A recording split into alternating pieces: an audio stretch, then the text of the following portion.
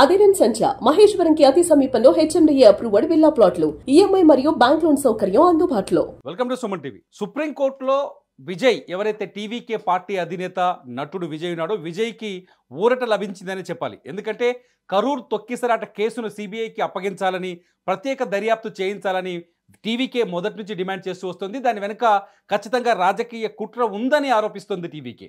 తొక్కిసలాట వెనుక ఖచ్చితంగా ప్రభుత్వ పాత్ర ఉండొచ్చనే అనుమానాల నేపథ్యంలోనే సిబిఐ విచారణ కోరినట్టుగా గతం నుంచి రాజకీయాల్లో చర్చ జరుగుతుంది. ఈ అంశాలన్నింటినీ మనతో చర్చిద్దాం. కొద్దిసేపటి క్రితమే సుప్రీంకోర్టు సిబిఐ విచారణకి ఆదేశాలు జారీ చేసింది. సిబిఐ విచారణకి అనుమతిస్తూ టీవీకేకి అనుకూలంగా తీర్పు చెప్పింది. ఈ అంశాలన్నింటినీ చర్చిద్దాం. మనతో పాటు ఉన్నారు ప్రముఖ రాజకీయ అనలిస్ట్ బాలాగారు. బాలాగారు నమస్కారం సార్. నమస్తే. సుప్రీంకోర్టులో విజయ్కి అనుకూలమైన తీర్పు వచ్చింది కదా, ఇది స్టాలిన్కి వ్యతిరేకమైన తీర్పు అనుకోవచ్చా? వాస్తవంగా ఇది స్టాలిన్ కి వ్యతిరేకమని చెప్పేదానికంటే ప్రస్తుతం అక్కడ కూటమిగా ఏర్పాటు అవ్వాలనుకున్న వాళ్ళకి ఫేవర్ అనే చెప్పొచ్చు మనం. ఎందుకు అంటే ప్రస్తుతం బీజేపీ కూటమి చేసుకోవాలని ఉన్న సందర్భంలో విజయ్ సపరేట్ గానే పోటీ చేస్తున్నాడు. ఈ విజయ్ కి ఏదో ఒక రూపంలో బీజేపీ పార్టీ కొంచెం సపోర్ట్ ఇవ్వాలి, సపోర్ట్ చేయడం ద్వారా విజయ్ ని ముందు పెట్టి రాజకీయం నడిపించాలి అనే ఒక దాంట్లో బీజేపీ సక్సెస్ అయిందనే మనం అనుకోవచ్చు.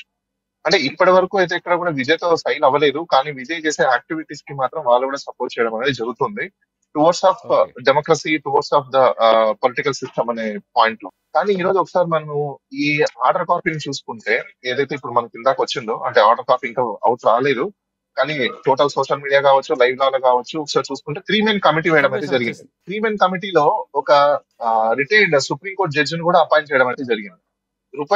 రిటైర్డ్ సుప్రీంకోర్టు జడ్జి ని సూపర్విజన్ చేస్తూ సిబిఐకి సంబంధించిన ఒక 2 మెంబర్స్ ని ఆయన సెలెక్ట్ చేసుకునే విధంగా, అది కూడా తమిళనాడుకి సంబంధించిన వర్కింగ్ చేసే తమిళనాడు లోకల్ ఉన్న ఐజీ రేంజ్ లో ఉన్న వాళ్ళని సెలెక్ట్ చేసుకునే విధంగా ఆర్డర్ లో మనకి ఇవ్వడం అయితే జరిగింది. సో ఇది ఒకసారి చూసుకుంటే ఎందుకు అలా ఇచ్చారు ఏంటి అని చూసుకుంటే, ఒక వ్యక్తి పిటిషన్ వేసినప్పుడు దాన్ని విచారించకుండా, దాన్ని ఇన్వెస్టిగేషన్ కి ఇది చేయకుండా ఎస్ఓపిని కాల్ఫర్ చేయడం అనేది సుప్రీంకోర్టు దాన్ని ఒక పెద్ద ఫిషిగా భావిస్తుంది. అంటే పొలిటికల్ ర్యాలీలకి సంబంధించిన ఎస్ఓపి దీని వేసిన పిటిషన్ కి సంబంధం లేదు. అసలు ఎందుకు ఎస్ఓపి అడిగింది? పొలిటికల్ పార్టీకి మీరు స్టాండింగ్ ఆపరేటివ్ ప్రొసీజర్స్ ఇవ్వమని చెప్పి అడగాల్సిన నెసెసిటీ లేదు. అది ఎప్పటికప్పుడు గత 70 సంవత్సరాల నుంచి పొలిటికల్ సిస్టమ్ రన్ అవుతున్నప్పుడు, పోలీస్ డిపార్ట్మెంట్ ఉన్నప్పుడు ఎస్ఓపి ఇప్పుడు దాకా ఎందుకు లేదు? ఇలాంటి హ్యూజ్ ర్యాలీస్ జరుగుతున్నప్పుడు పొలిటికల్ పార్టీస్ రిజిస్ట్రేషన్ చేసుకున్న తర్వాత వాళ్ళ యొక్క ఫండమెంటల్ రైట్ అది. అంటే ఫండమెంటల్ రైట్ అంటే చాలా మంది అనుకోవచ్చు కాన్స్టిట్యూషనల్ ఫండమెంటల్ రైట్. రోడ్లపైన రాజకీయ పార్టీలు సభలు నిర్వహించడం వల్ల ఎంత వస్తారో తెలియదు, ఒక అంచనా లేదు, ఇన్ని సమస్యలు ఉన్నాయి కదా సార్ అక్కడ. నో, అది రాంగ్ అండి. బేసికల్ గా పోలీస్ డిపార్ట్మెంట్ ఉండేది దేనికండి? పోలీస్ డిపార్ట్మెంట్ లో ప్రతి చోట ఒక జ్యూరిస్డిక్షన్ అనేది, ఒక పోలీస్ స్టేషన్ అనేది ఏర్పాటు చేస్తారు. ఎందుకోసము?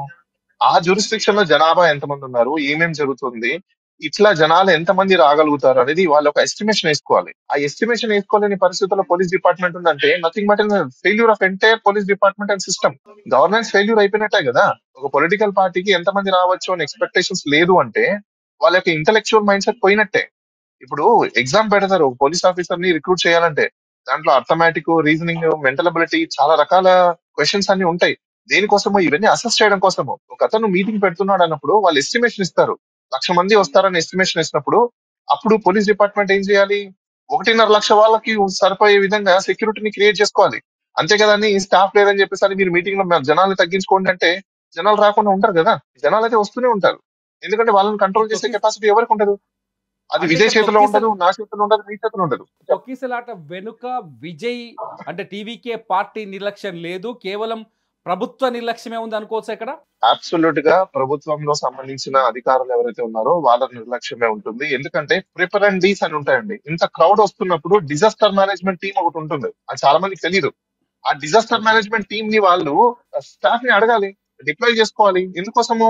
క్రౌడ్ ని ఎట్లా హ్యాండిల్ చేయాలి, క్రౌడ్ ని ఏ విధంగా మూవ్మెంట్ చేయాలి, క్రౌడ్ ని ఏ విధంగా పాస్ ఆన్ చేయాలి, క్రౌడ్ మేనేజ్మెంట్ ఏంటి అనేది డిజాస్టర్ మేనేజ్మెంట్ డిపార్ట్మెంట్ లో ఉంటుంది. వాళ్ళ దగ్గర నుంచి మనుషులు తెప్పించుకోవాలి. ఎందుకు తెప్పించుకోలేదు? ఇంత క్రౌడ్ వస్తున్నప్పుడు వీళ్ళు ఏం చేస్తున్నట్టు? సో ఇవన్నీ పెద్ద ఫిషీ క్వశ్చన్స్. ఎస్ఓపి లేదు, మీరు ఎస్ఓపి ఇవ్వండి అని చెప్పేసి హైకోర్టు అడగడము ఒక రకానికి అది బయాస్డ్ గానే జరిగిందనే సుప్రీంకోర్టు భావిస్తుంది. ఒకవేళ ఈ ఇష్యూ పైన సిబిఐ విచారణ జరగడం వల్ల ఖచ్చితంగా ప్రభుత్వానికి వ్యతిరేకంగానే ఉండొచ్చా విచారణ పూర్తిగా విజయ్కి? ఎందుకంటే ఇక్కడ టూ థింగ్స్ ఉన్నాయండి.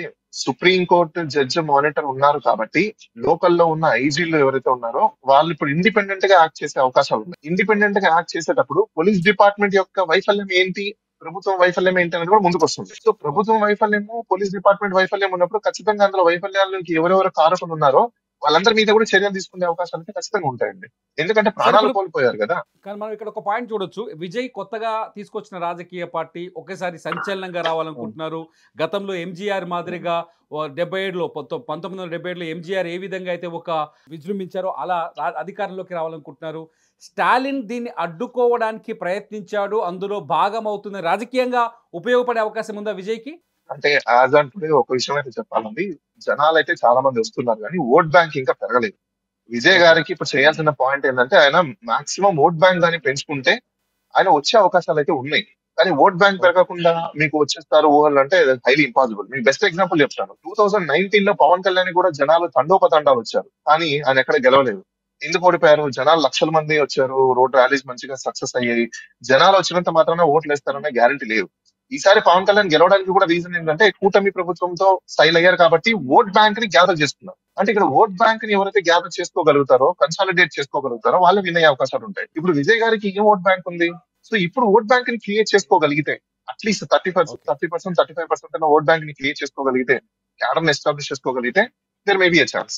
అదర్వైజ్ ఇట్స్ వెరీ డిఫికల్ట్ అండి విజయ్. సార్ మీ అంచనా ప్రకారం సార్ ఈ సిబిఐకి కేసు అప్పగించడం వల్ల రేపు రాజకీయాల్లో ఎలక్షన్స్ లో ఈ రాజకీయాలు ఎటువంటి ప్రభావం చూపించే అవకాశం? రాబోయే రోజుల్లో ప్రతి పొలిటికల్ పార్టీలో సభలు పెట్టుకోవాలనుకున్న సందర్భాలలో ఈ గవర్నమెంట్ ఏదైతే రిస్ట్రిక్షన్స్ చేస్తుందో అక్కడ గవర్నమెంట్ కు చెప్పబెట్టని మనం అనుకోవచ్చు. ఎందుకోసం అంటే political party representation of people act లో రిజిస్ట్రేషన్ చేసుకున్నాక వాళ్ళ డ్యూటీస్ ఏంటి, వాళ్ళ ఫండమెంటల్ పాలసీ ఆఫ్ డ్యూటీనే ప్రజల్ని గ్యాదర్ చేయడం, ప్రజల్ని ఎడ్యుకేట్ చేయడం, ప్రజల్ని యునైట్ చేయడం, ప్రజల ద్వారా అజిటేట్ చేయడం. ఇది ఒక ప్రిన్సిపల్. ఈ ప్రిన్సిపల్ ని పక్కన పెట్టేసి ప్రభుత్వాలు మేము జీవోలు తీసుకొస్తాం, మేము వీళ్ళకి పర్మిషన్ ఇవ్వము, మేము ఏ ర్యాలీలకి మేము అలో చేయము అంటే అది ఫండమెంటల్ డెమోక్రటిక్ ప్రిన్సిపల్స్ ని కిల్ చేసినట్టే కదా. ఇంకా డెమోక్రటిక్ స్పిరిట్ కి అర్థమేముంది? ఇప్పుడు పీపుల్ గ్యాదరింగే డెమోక్రటిక్ స్పిరిట్. పోలీస్ పర్మిషన్ ఎందుకు తీసుకుంటారు? పోలీస్ పర్మిషన్ తీసుకోవడానికి రీజన్స్ ఏంటంటే పోలీస్ యాక్ట్ లో పెట్టింది ఇలా క్రౌడ్ వచ్చినప్పుడు చనిపోయారు కాబట్టి అప్పుడు దాన్ని పోలీస్ పర్మిషన్. ఇంతవరకు అసలు నిజం చెప్పాలంటే మన దేశంలో ఇలాంటి మీటింగ్లు పెట్టుకోవడానికి పర్మిషన్స్ అవసరం లేదు. ఎందుకు పర్మిషన్ అనే కాన్సెప్ట్ తీసుకొచ్చారంటే ఇలా ఎవరు కూడా తొక్కిస్తాట జరగకుండా ఉండడం కోసము, పోలీసు ముందు చర్య తీసుకోవడం కోసం మాత్రమే పర్మిషన్. అంతేగాని నో నీడ్ ఎనీ పర్మిషన్ అండి. యాజ్ పర్ కాన్స్టిట్యూషన్ ప్రకారం ఎనీ పర్సన్ కెన్ వాళ్ళు మీటింగ్ పెట్టుకోవచ్చు, వాళ్ళకి స్వేచ్ఛ ఉంది. కానీ పర్మిషన్ పద్ధతి పెట్టడానికి రీజన్ ఏంటంటే ఇలాంటి అవాంఛనీయమైన సంఘటనలు జరగకుండా ఉండడం కోసము ఈ ప్రభుత్వం బాధ్యతగా తీసుకొని కాపాడుతుందని చెప్పేసి పర్మిషన్ ఇస్తున్నారు. ఆ పర్మిషన్ ఇవ్వడానికి ఇంకా స్కోప్ ఏముంది అక్కడ? పర్మిషన్ ఇచ్చి మీరు యూజ్ అయితే ఇంట్లో కూర్చుంటే పోలీసు వాళ్ళు పర్మిషన్ ఇచ్చేసి మేము పర్మిషన్ ఇచ్చేస్తామని చెప్పేసి అయిపోతుందా? కాదు. పర్మిషన్ ఇచ్చిన దగ్గర నుంచి మీ రెస్పాన్సిబిలిటీ స్టార్ట్ అవుతుంది. అది వీళ్ళు గుర్తించట్లేదు. చాలా మంది ఏమనుకుంటున్నారంటే పర్మిషన్ ఇచ్చేసాము, ఏదో కొంతమంది స్టాఫ్ ని డిప్లాయ్ చేస్తాం. కరూర్ తొక్కిసలాట రాజకీయాల్లో స్టాలిన్ ప్రభుత్వం కొంత ఇరకాటంలో పడింది అనుకోవచ్చు సార్ మనం? స్టాలిన్ ప్రభుత్వమే కాదండి, ఇది భారతదేశం మొత్తం అన్ని పొలిటికల్ పార్టీలకి కూడా ఎఫెక్ట్ అయ్యే అవకాశం ఉంది. ఎందుకంటే ఈ యొక్క ఇన్వెస్టిగేషన్ ఏదైతే జరుగుతుందో రాబోయే రోజుల్లో ప్రతి పొలిటికల్ పార్టీ యొక్క ప్రిన్సిపల్ బేసిక్ రీజనబుల్ ఎక్స్పెక్టేషన్స్ ఏంటంటే పీపుల్ గ్యాదరింగ్ ని ఏ విధంగా ప్రభుత్వాలు మేనేజ్ చేస్తాయి అనేది చాలా ఇంపార్టెంట్. ఈ ప్రభుత్వాలు ఈ మధ్య కాలంలో మేనేజ్ చేయకుండా సింపుల్ గా వాళ్ళని రాకుండా అడ్డుకోవడం కోసం పోలీసు వాళ్ళని డిప్లాయ్ చేస్తున్నారు చూసారా, అది చాలా పెద్ద డిజాస్టర్. అలాంటి ఇష్యూస్ మీద ఇప్పుడు ఈ సుప్రీంకోర్టు జడ్జిమెంట్ రాబోయే రోజుల్లో ఈ జడ్జిమెంట్ అయితే ల్యాండ్ మార్క్ అవుతుంది. ఖచ్చితంగా ప్రతి గవర్నమెంట్ ఫామ్ చేసిన పొలిటికల్ పార్టీకి ఒక చెప్పపెట్టు అవుతుంది. సార్ లాస్ట్ కోచ్ విజయ్ గెలుపు అవకాశాలు ఎంతవరకు కనిపిస్తున్నారు ఒక పొలిటికల్ అనలిస్ట్ గా? యాజ్ ఆన్ టుడే చెప్పడం చాలా కష్టం. ఓట్ బ్యాంక్ ఇంకా ఎన్హాన్స్ అవ్వలేదు. ఓట్ బ్యాంక్ ఒకవేళ ఎన్హాన్స్ అయితే మాత్రం అవకాశాలు అయితే ఉన్నాయి. ఎందుకంటే చీలికల్ ఓటింగ్ పెద్దగా కనిపిస్తుంది, లక్షలాది మంది జనాలు మూవ్మెంట్ ఉందండి. జనాలు వస్తున్నారు కానీ టార్గెట్ చేస్తున్నారు. కరెక్టే సార్. ప్రతి నియోజకవర్గంలో 250 వరకు బూత్లు ఉన్నాయి. ప్రతి బూత్ లో ఏజెంట్స్ ఉండాలి. ఆ 250 ఏజెంట్లు ఇంటూ నెంబర్ ఆఫ్ సీట్స్ వేసుకున్నప్పుడు అంత క్యాడర్ ఇంకా లేదు, యాక్టివ్ గా పనిచేసే క్యాడర్ లేదు.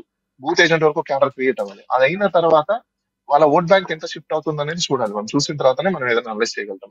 ఇప్పుడు చేయడం చాలా కష్టం కూడా. Right, thank you so much sir, thank you so much. ఇది మొత్తానికైతే సిబిఐకి వెళ్ళటం వల్ల, విజయ్ కేసు సిబిఐకి వెళ్ళటం వల్ల ఖచ్చితంగా నిజాలు బయటకు వస్తాయి అంటున్నారు. ఈ 41 మంది మరణం వెనక ఏదైనా రాజకీయ కుట్ర ఉన్నా కూడా అది వెలుగులోకి వచ్చే అవకాశాలు కనిపిస్తున్నాయి. లైవ్ అప్డేట్ కోసం చూస్తూనే ఉండండి సుమన్ టీవీ.